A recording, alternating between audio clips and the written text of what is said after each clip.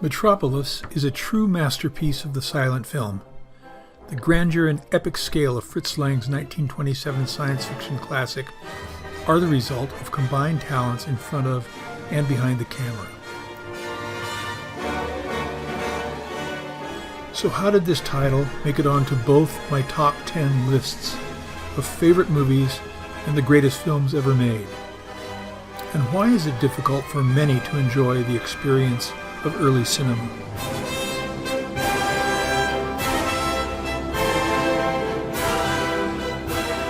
What are some possible keys that might unlock these doors of prejudice? The common complaint is the acting style.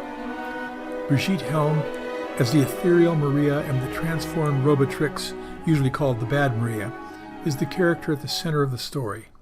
Her performance of both roles is highly expressive and physical.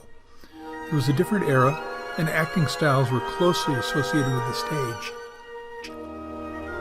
It took a generation of filmmaking to fully understand that in movies, you don't have to play to the back row, that the camera sees it all, especially the eyes.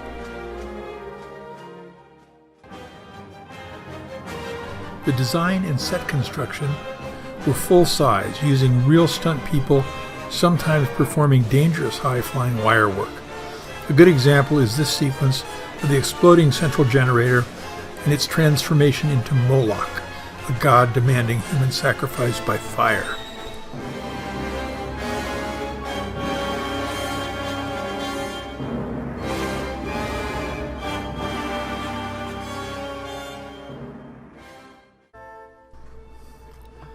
Some of my students comment that certain plot elements seem cliched. I always remind them that the first use of something which is considered cliché today was original at the time it was created. Maybe this is a key which might open a door to appreciation and eventual enjoyment. And then there's the music.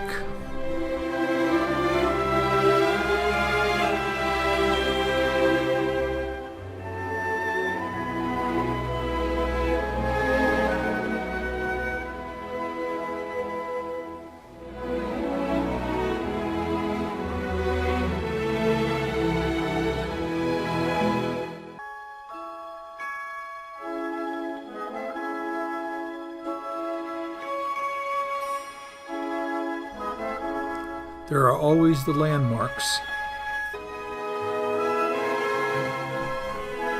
The electrically charged creation scene in the laboratory of the mad scientist predates by 4 years the most famous such sequence in the 1931 film Frankenstein.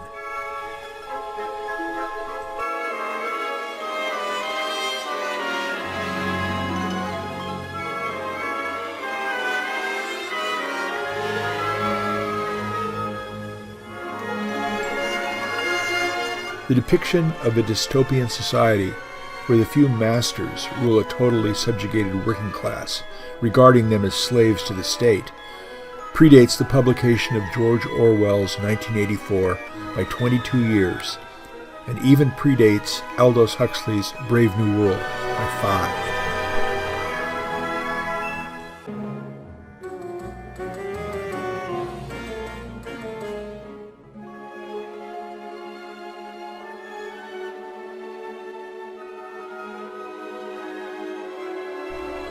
When I saw Metropolis on the 70th anniversary of its release, it was on the big screen with a live performance by the Berlin Philharmonic of Gottfried Huppertz's original score.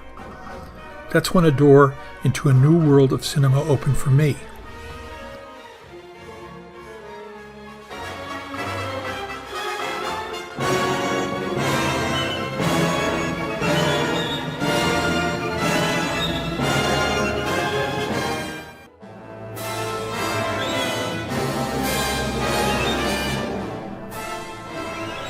Special effects are either practical or performed in camera. Metropolis was produced at least 50 years before the first primitive use of CGI, and 70 plus years before the movie industry fully deployed computers as standard production equipment.